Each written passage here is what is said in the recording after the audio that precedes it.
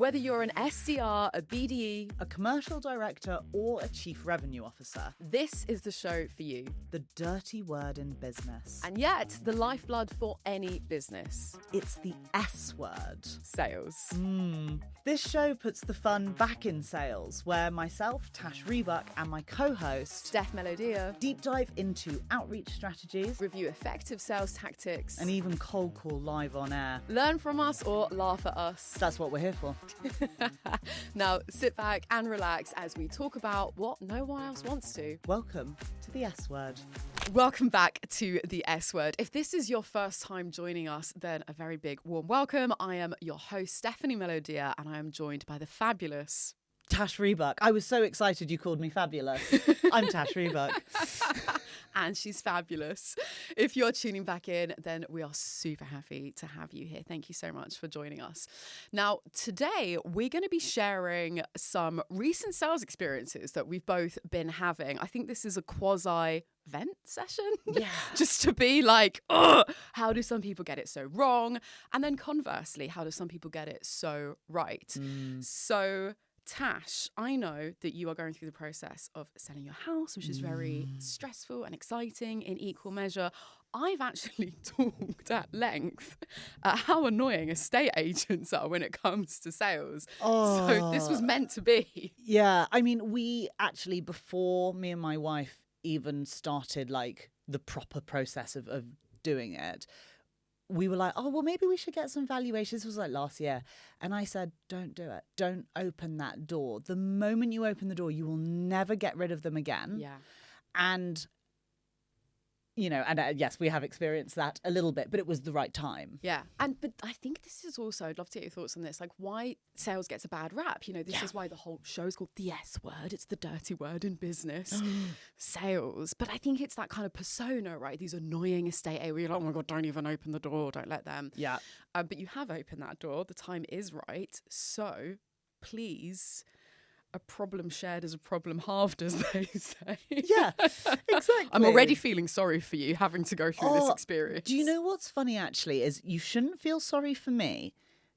And I think that this is something a lot of people worry about a lot, especially people I work with, is there's a real anxiety about when you do sales to a salesperson. And at least one of them, when they came, they were like, do you do sales, by the way? But I said it early on to everyone I met, and I'll set the scene. But, you know, there's a real nervousness about selling to a salesperson. Yeah. I'm always judging a technique. Like I am, no matter what. Yeah. Especially if someone is selling something to me. Yeah. Because I have to think about it. And it's a gift and a privilege that I understand the nuances of what they're saying. And I think that my wife and I did a real dissection on what our experience was, and hearing someone, so she's really not a salesperson, it's not her thing, how from obviously hearing me do things has understood and dissected it and was able to recognize almost the tricks that were being used. I thought this is something that not just obviously the wonderful business owners and salespeople who listen to this podcast, but any human being who's going to sell their house is like, this would be really valuable. So, you know. Okay, let's dive in. Let's do it. Well, actually, can I ask, have you ever had to sell a place before? Yeah. How did you pick someone? This is why the scars run deep. Okay, yep, gotcha. I know the last thing you want right now while you are thoroughly enjoying our episode is to hear some sort of shout out or ad, but guess what? That's the only way we're able to keep being here and helping you learn about sales. So while you're sitting there going, how annoying of them to interrupt me, just hit that subscribe button. Just like and follow. It helps us so much. It makes a massive difference and it means we can keep doing this. So take that second to subscribe, like, follow, and we can get back on the show. Really, really annoying because it's the biggest purchase that, you know, any of us are going to make, most of us, if ever, you know. And especially when it's your own home as well, right? This is somewhere where you're going to be living, spending most of your time. And so the number one thing that gets my back up is that, again, I mean, that full sense of urgency I've talked about before on the show. Just generally anywhere, I can't stand it. I'm really sensitive to it now. But especially with something like this, where we're talking about, again, a very large transaction and a long time. This is, you know, don't rush me along in this process. So that for me has been really annoying. And just again, the pestering. Yeah. Just the pestering, the not listening, like you've talked about at length. Yeah. You're just focused on you and your quote and what you want. Yeah. You're showing me a 3-bed in Hertfordshire. I'm interested in a 2-bed in Clerkenwell. Oh, it's so annoying. That really infuriated me. They were like, I know that this wasn't quite what you wanted. Mind you, I say that the woman who sold us our house was like, actually, no, it was us. We asked to see a total dump. And she was like, are you sure this isn't anything that you've ever wanted? And then we bought it. So, you know, just do what your customers want, actually, is an addition to what you've just said. Just listen to them and do it.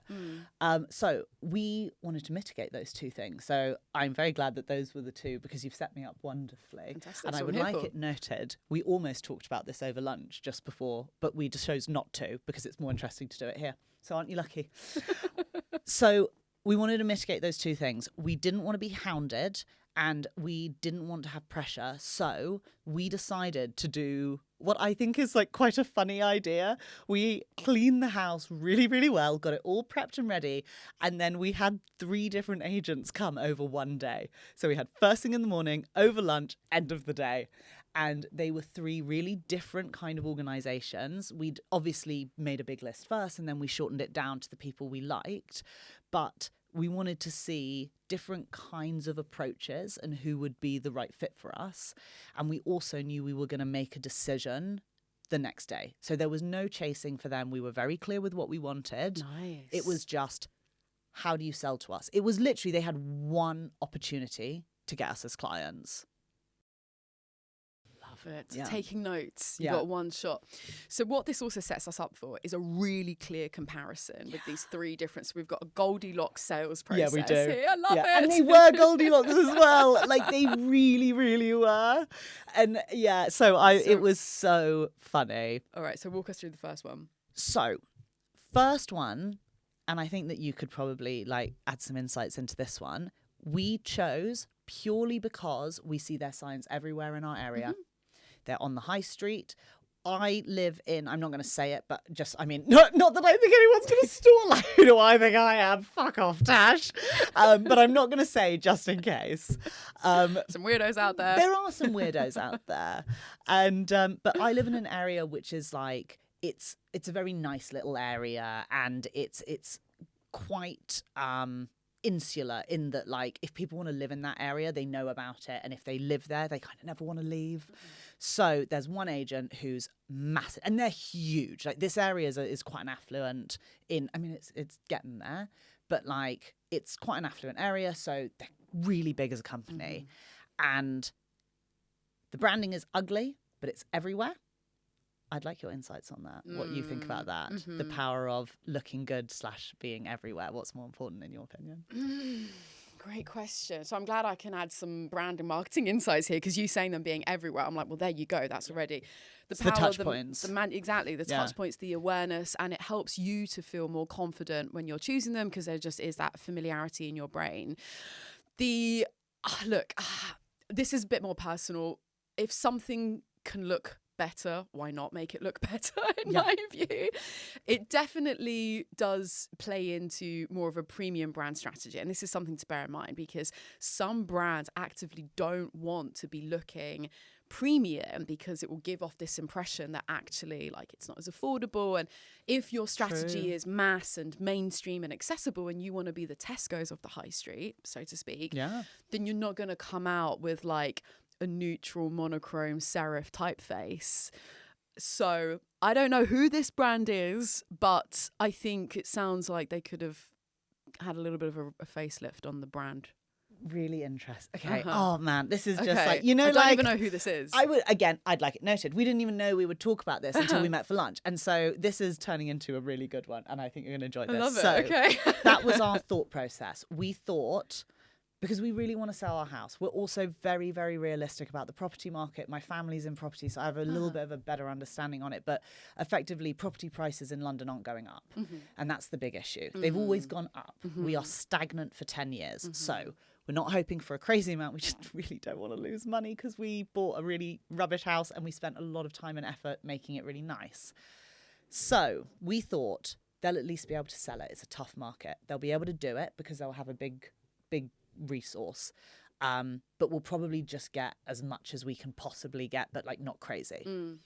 Second people we picked were recommended by someone to me, and the whole thing with them is they were quite big, quite well established, but they were super high end. Nothing to do with the area. I mean, they had sold houses in the area, but it was more like they find the people who have the big pockets and they'll come and they want something really specific. So they're like, oh, we've got this really boutique-y little cottage for you, railway cottage. Ooh, I almost said where I lived. And so it's one of those things where like, it was like, okay, and like beautiful branding, all looks amazing, really swish. And then the third ones I chose because I was walking around my area and they had recently put up new signs that were really beautifully branded, looked really nice, bespoke bougie like the second place, but local like the first. And it was, called my wife on my way home and I said, look up X and what do you think? And she was like, yeah, all right, cool. I'll call them and we'll get them to come in. So those were the three choices that we made. Love it. We've got this menu here of these different options.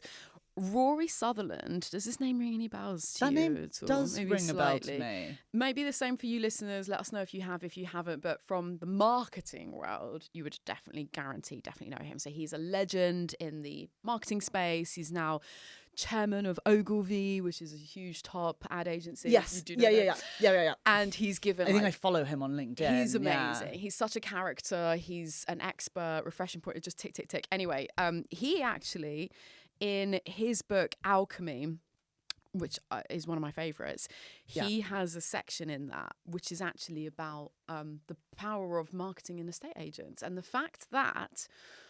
And it kind of goes back, I'm linking it into, like, we talk a lot about sort of the renaissance in sales and marketing. We talked before about picking up the phone, cold calling. We're in this age of automation and tech and AI, but we can all see through it. So what actually, as much as it's the hottest, latest thing, what actually is effective? What's actually working?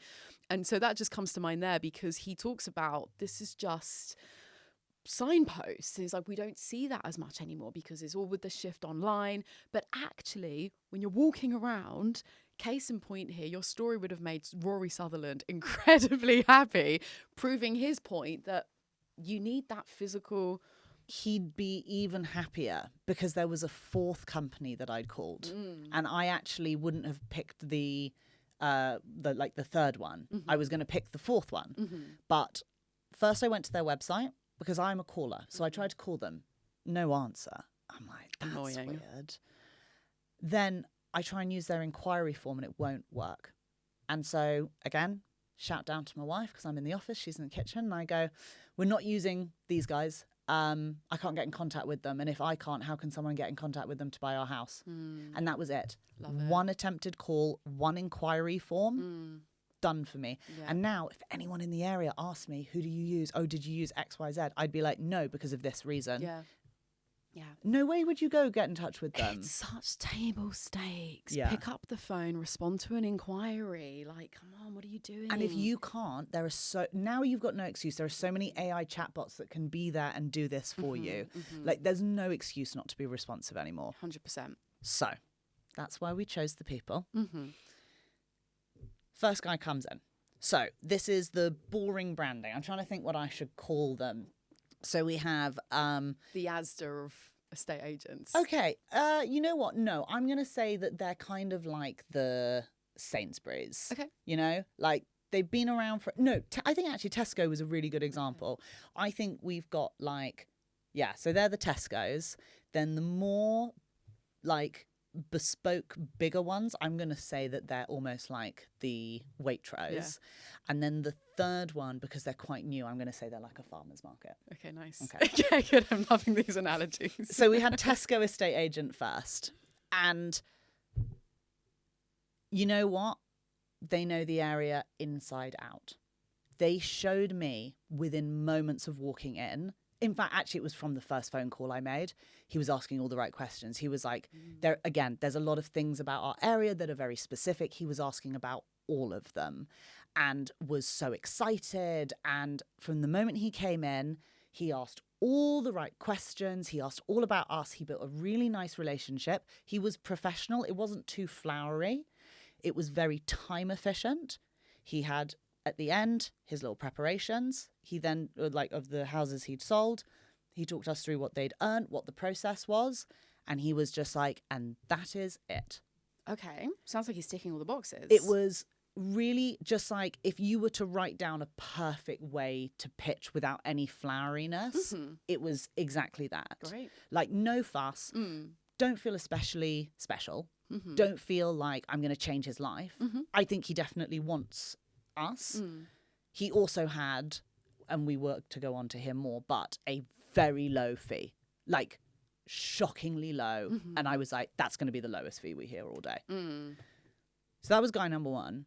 And I'm not going to lie, we basically looked at each other and were like, how can anyone top that? Okay, interesting. But we're very open-minded. So then, second person came in. So this is our Waitrose. Very fancy, big, but exclusive. Not for everyone. The guy has done no research. Ooh. And is... I knew he was outside because I saw him hovering outside the house for 10 minutes talking loudly on the phone. So already I was like, this is really annoying. And I'd said to my wife, if it's the guy outside that's been hovering, talking loudly on the phone for the last 10 minutes, I'm going to be really annoyed. And then it was him. So he showed up in a bad way, looking unprofessional, overwhelmed, bit sweaty. Multiple times he coughed without covering his mouth, and then did the worst thing in the world just before he left, did cover his mouth and then put it out for me and my wife to shake. And it was so funny. We shook his hand and then he closed the door and we both turned around like this with our arm out and ran to the sink. So disgusting. What the hell? And like, it sounds awful, right? Basic manners. For me, I do not believe, I think it is awful that, and it is a reality, I will say it is a reality, there is, and this is something we need to talk about, a bit of a pretty privilege sometimes when it comes to sales. There's also a massive racial element into that I feel like we will need an additional person with more experience and like personal experience to talk about, but it's a massive thing we should discuss. Yeah. But I don't care if you are like, I mean, what is unattractive? It's everyone has a personal opinion. I'm gay, so he's a man, so it just doesn't work. It's not it for me. So that's not it. I don't care if you are like an overweight person or if you're underweight. I mean, I wouldn't want you to be underweight. That would worry me. But like, none of my business. But dress in the right, appropriate wear. Don't look like greasy or dirty or things like that. And like, it's not like he necessarily looked like dirty, but he didn't look real clean. Great. Couple of things on that. Yes. One is on this last point is what it actually boils down to is the choices that you make. Yes. So there are some things we don't have choices over, and like genetics, how we're born, like there's all of this other stuff which is like prejudice and bias, which is a completely separate topic. Exactly. But you wearing like a freshly pressed shirt, smelling good, just those we're just talking hygiene at this point. This guy just coughing into his hand and then giving it to you to shake is disgusting. Yeah. I think the second point to mention here is how much more of a gap has been created given the fact that it's more of a premium brand. And this is also the expectation management, right? So if you're your brand is putting out a story to prospective buyers, and it's giving you a story of what it is like to interact with us, what it is like to do business with, how it's going to feel, how it's all going to flow. And so this is where, you know, something I used to like bang the drum on over and over years ago, but it was, a brand is not a logo. A brand is not a logo. A brand is not a logo.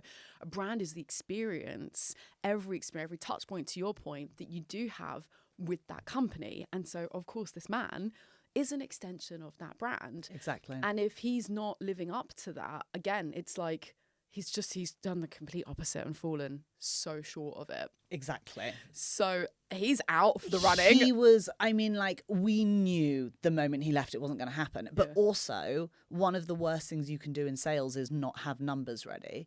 And he couldn't even, like, you have to be able to give a range of what the valuation might be. You can't just go, I don't know. Yeah. He asked us for the floor plan. Right. I was like, but we don't have a floor plan because we haven't sold the house and we'd like done extensions and stuff. So I have like architect drawings, but that's not the same. I was like, why do you need a floor plan? Like, what? So anyway. Also, just to say, I'm sorry, but on your research point here, like, we're also not saying you need to go off and conduct some deep analysis and financial, like, if this is your job, you're in a state. I'm so glad you said that. Because, like, me or you, like, especially in our fields of work, if someone just asked us for a range or something, like, for whatever it is, we could still give something off the top of our head, right? We don't need, exactly. This is your job. This is your industry. Exactly. Even if someone came to me today and said, I've got a sales project that's really unusual and you've never done anything like it before, I would just go off my day rate and then some. You know, it's fine. So that was the second guy, and he leaves, and we're like, okay, wow, that was an experience. And then the third people arrive. Now, if you're talking pretty privilege, they're two hotties. Wow. They were gorgeous. Which, like, you should do with your, like, if you've got that. Oh, God. And I will say it was a woman and a man. And this is awful. You know what? We may have to discuss if we cut this out later. I can't decide if I'm going to get cancelled for this. They were gorgeous. This is the Abercrombie and Fitch model. Yeah, they were gorgeous. I was distracted, honestly, by their attractiveness. All my friends wanted to cancel me the other night when we went out to dinner, but every single waiter, like a serving member of staff, was so hot. Oh, well, that's and allowed. They were so on brand. Yeah, that's this allowed. place we went to as well. And I was like, they have... Wait, were they men or women? Mainly men. Okay, I don't care. But it was also the fact they are... Yeah, sorry. Sorry, it was mainly men. I'm sorry to say. But it was... This is, again, we're going to do a separate thing on pretty privilege because we do need to talk about it. We have to, because, look, I'm not trying to get... I'm trying to... Look, I'm walking a tightrope between being honest and having a clear point of view versus not wanting to get cancelled here. Off the back of your third estate agents here, it's like, if you have got someone... Okay, I think, let's be clear, it's the cherry on top. If you're interviewing for your salespeople, especially if they're like on the front line, so to speak, right? If they're out there, if they're cold calling, especially in this case, if it's like estate agents, you're going around and you have that FaceTime with people. If they're already ticking the boxes in terms of like high EQ, listen to what you want, they understand the industry, they've got some experience, blah, blah, blah, blah.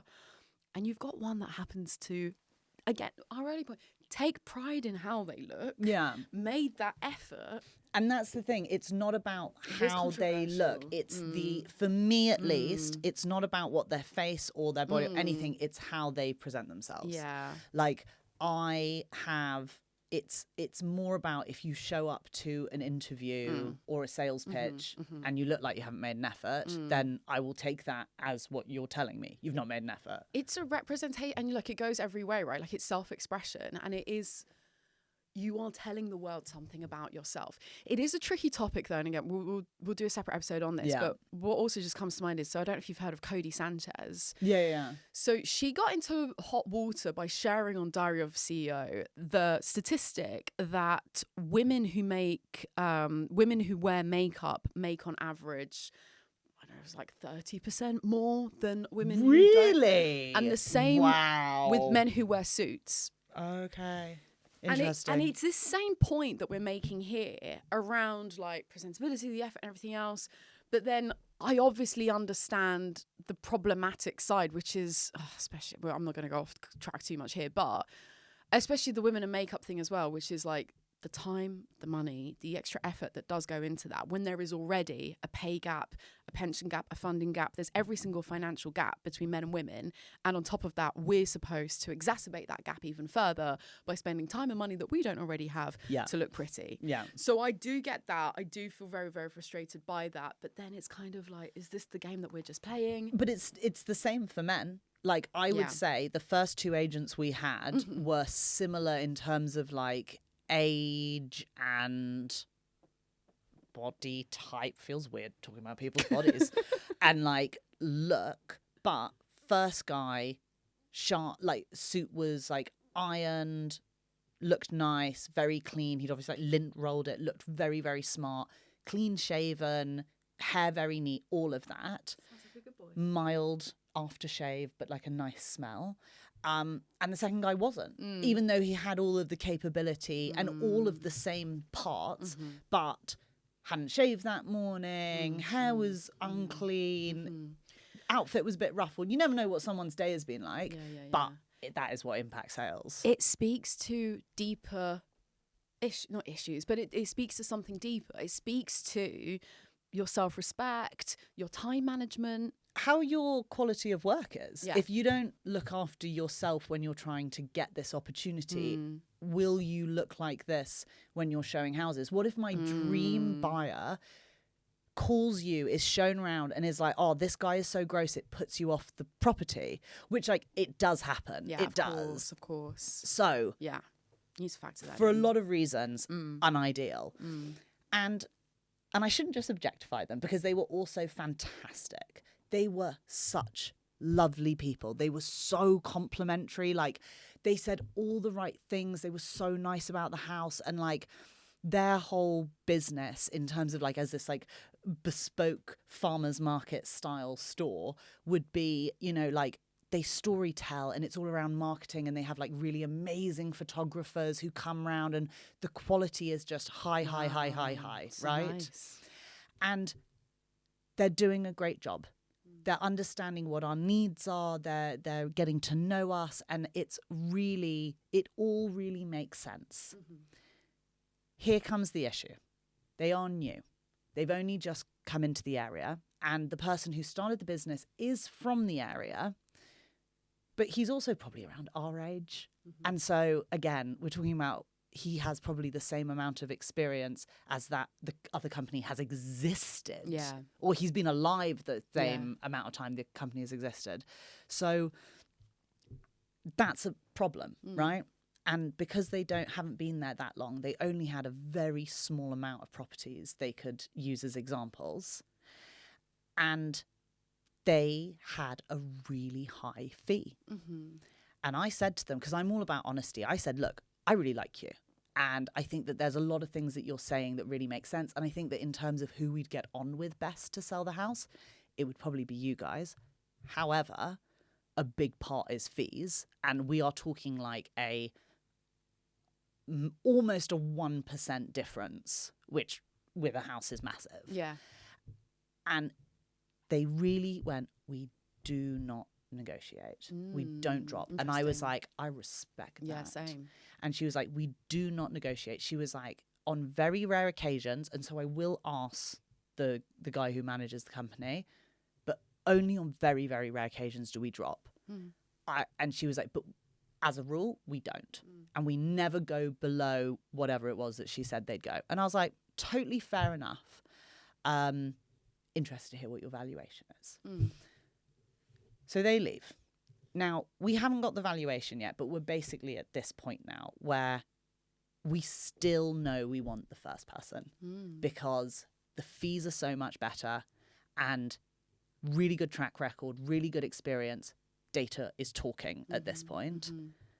The last people we're going, if they gave us a really high valuation, that could sway us. If they dropped the fee and they gave us a really high valuation, balances it out. We've got a head and a heart situation here, haven't we? We've exactly. got the data versus the emotions. Yeah. Okay. Exactly. And both my gut and my heart are saying, so both my heart is saying, use these lovely, sweet guys. And my head is going, but the data, Tash, the data. And my gut is going, don't make a bad choice. So at this point, it's really unhelpful. And it's like, let's just wait and see what the numbers are. Yeah, exactly. But actually, no, my gut is saying, don't be distracted by flowery language. Don't be distracted by a really, really good salesperson. Valuations come in. Unbelievably, most basic, Tesco, highest valuation. Highest valuation with the confidence to say, and I think it would be more actually. Wow. We could put more Wow. if you wanted. But this is what we think is realistic. Way more than we were hoping for. Couldn't believe it. Everyone else's was semi-close but a little bit lower. So for one, third people emailed me maybe an hour or so after we got back. 10 out of 10. Really quality email, wonderfully done. End of the day, the first people email me. I was a bit annoyed it had taken all day, but I was like, you know what? You've done it today and that's fine. Second guy hasn't emailed me yet. He was out of the running to begin with. Anyway, I don't even care about him anymore. We can He cough off doesn't with his email germs. me until like halfway through the second, like the next day. We've already confirmed with the people we're working with at the point he sends By it. the time he follows up. And I have already told him that, but he still sends it. Wow. And he sends the messiest email. And he's obviously, and this is why I thought it was funny what you were saying earlier, he'd had to research it. He was like, I've been on Rightmove. I've looked at this thing. I've measured all different square foot values. And I'm like, so none of this is based off experience. This is all just, you've gone and done research, which tells me you don't know. Yeah. Like, I don't care if you do go do the research, but don't show me that you've had to. That doesn't impress me. Right. You're meant to be an expert. Like, I'm not your boss. I haven't just hired you out of grad school. Like, Exactly. Exactly. Just to mention quick, this is such a Goldilocks situation. Yeah. What a coincidence. You've had like these three completely different experiences. Yeah. Okay, so we're down to the last two. So we, at this point, seeing as we've gotten a low valuation from the farmers market and a high valuation from the other people, with lower fees. and the farmers market have gone down a little bit. They've gone down a little bit to the point where we thought they would. So I'm like, I really like them. And they made a really good line. And this is like a tip for anyone listening. They said, look, we understand you might be leaning towards the other people. Like, we recognize that. But before you make a decision, could you just let us know? Just so we have the opportunity to talk to you. And I was like, yeah, you know what, fair enough. I was literally about to email the other guy and I went, you know what, they've asked, so I will. Nice. Then comes the sales. I get a call from her. I get an email from her. I get a WhatsApp. I finally get on the phone with her and she's like, you know, giving it all, doing the big sales thing. We love you. We'd love to sell your property, blah, blah, blah. We will drop down to the same rate that the first people will. And I'm like, whoa, but that's like, you said that the lowest you've ever gone was like over 50% more than what you're dropping. 0.5%. Like, yeah. I was like, okay, let me go talk to my wife. And I go downstairs and she's like, it's really tricky because I really like them. We built a really nice relationship and I think we'd get on really well with them. They lose out on the fact that the valuation is lower. But if someone does believe that it can be sold for that amount, we can do it. Like, we know what it is, so it doesn't really matter. Why are they dropping so low? That's no longer looking good to me. Like, in theory, I see why going down to that amount would be like, we can get them if it is that. But that was the nail in the coffin, which is really funny because they thought it would have been good. But it was that moment that we realized, oh my God, they are desperate. They are desperate. They'll do anything. And maybe that's because they really want it and they really love us and all the stuff they're saying is true. Or maybe it's because they are desperate and they need any property right now. And that is not a position you want to be starting in. And so purely because of what I call commission breath, we were like, it's just a complete and utter no. Like, we've completely lost it. And you know what the funniest thing is, Steph? The next day after deciding this, I'm walking home. I see their posters and I look at it more carefully and I go, oh, it's got a typo. They'll have spent, how much do you think it cost to make, not a big poster, but like a thingy like that, maybe on like a street lamp. It's got to be like 5-6K at least. Yeah. Like, 5-6 figures at least, right. I think. Correct us if I'm wrong in the comments. And they've misspelt a word. And I'm like, we made the right decision.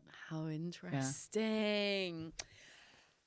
That mistake. So I feel like that's a really good loads of like lessons learned, tips, takeaways. But that move, obviously appreciate, you know, our audience here isn't estate agents. Yeah. Probably but it's so applicable. Like, oh my gosh. So applicable. And especially if you're dealing with sort of rates and you've got these levers to play around with. This story actually reminds me of the first worst big mistake that I made in my career, which was the same thing. And it was so bad that it stuck with me all these years later. Oh my God, amazing. I mean, not amazing, but I'm excited for this story. Amazing. I was 22. This was my first proper job ever. I had the best boss. He was so lovely, which made it so much worse because he's so lovely. And so for him to be very upset and disappointed, it was like, oh, fuck, I really have messed up here. Yeah. And basically I had, at this point, I was an account manager in this creative agency and was really happy to have the level of autonomy that I did with all my clients, managing projects. And my boss, having taken me under his wing and done such a great job, like taught me well as well with the pricing and everything. And again, I remember this so clearly because it was a week where he was on holiday. Everyone else, it was a small business, so everyone else on the team was just busy. And I'm very much, you know, I'm self-sufficient. I don't want to bother other people. I just want to, you know, just get on with it and do it myself. Yeah. And so there was this back and forth with a client on pricing. And I knew the margin, the markup that we were kind of charging. So I knew how much further we could come.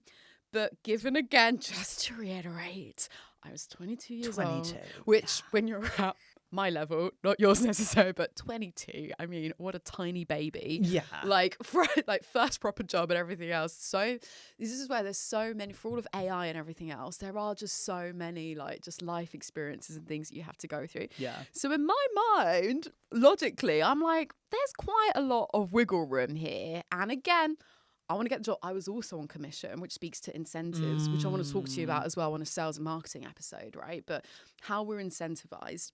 So, you know, I'm incentivized to get the projects, to get this one. So I want to make it happen. Again, commission breath is coming out here. My client's pushing, just being like, look, had these other prices. I want to give it to you, but I can't. You know, this is where the shoe's on the other foot. Same as your story. And I'm like, yeah, okay. And I drop the price by a lot. And again, like these farmer market agents where I'm like, fantastic. They're going to be so pleased. I'm giving them such a fantastic deal. I'm giving them what they're asking for. My boss is going to be pleased because I got the project. We've got more revenue coming through this month. Until, of course, my boss comes back from holiday, sees what I've done, and he's just like, he hits the roof. And the worst thing is, it's like, I don't even know what I've done. I'm so innocent. I'm like, I thought you'd be happy. Yeah, you would as well. And actually had to explain what you've just walked us through there, which is that perception. It's the perception of it. It's like they don't know what you're playing with. But now that you've suddenly been able to drop this by a vast amount, yeah, from your perspective, you might be thinking, wow, I'm giving away the deal of the century here. How can you say no to this? And this is, again, pricing for anything. We're not even talking about commission and sales. This is just pricing. It's the value perception that you're creating in people's minds. And that's where you do, you know, Apple, the most famous example. They famously never, ever discount. Ever. It's a rule. Yeah. This is why Apple is legitimately the world's most valuable brand of all the brands in the world. Yeah. Just so happens they never ever discount. Yeah. So, but not taking into account actually from the other side of the table, what you've now resulted in is these alarm bells going off, more questions are being raised. Hang on. One moment you're saying you stick to this, you've got this more premium sort of positioning, and now, wait, this is a very... Exactly. And I think and do you know what? Your typo that you spotted as a very obvious branding inconsistency. But what was actually worse here was just that inconsistency in their offer. Yeah, exactly. And in the end, the decision, yes, at the beginning, it came down to the fact that it was like the data, the statistics, the confidence. But you can pretty much create that yourself. If they'd been like, we haven't done it, but this is what we know happened. If they had more knowledge of the local sales and what had happened, and they weren't just talking about their own, they were talking about what the real landscape is, but they can capture it. Of course they can. That would have been different. And if the first guy had brought more relationship building and more like personalization into it, then it wouldn't have even been that they were slightly pulling us away, because it was the quality of the relationship building that made us not want to choose the obvious best choice. It was just when that turned from we're really interested and we're invested into we're desperate.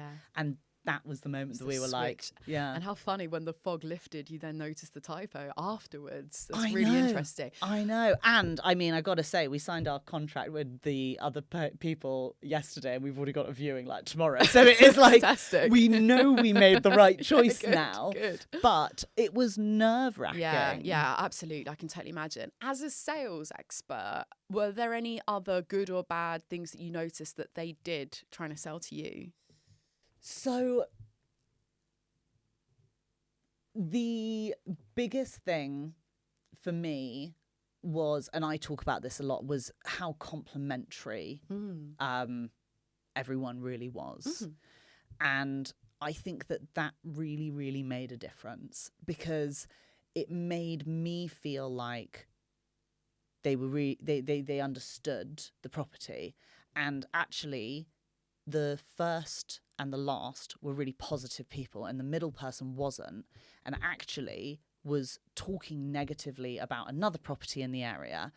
And I was like, and a property that's very similar to ours as well, but like, you know, they were like, and I was like, if you were in another house talking about something, it was just a feature in the house that they didn't like, but I was like, this negativity and this kind of like nastiness almost is not what I want. So yeah, it was just like the positivity and the confidence that made a huge difference, and how fast they were to respond. Yeah. Like the moment someone takes more than 24 hours to send a follow-up to me, I'm done. Love that. So many pearls of wisdom, clear takeaways here. Amazing. Again, you just had these like 3 completely different experiences. It was so funny. So fun. In the same days where you do those direct comparisons, I feel like the second person just couldn't have been any worse. There's no space for that. It's just unprofessional. And I guarantee if you're saying it in your home about someone else, he's doing the same in other places, right? Yeah. And so we can learn from what that second one got wrong,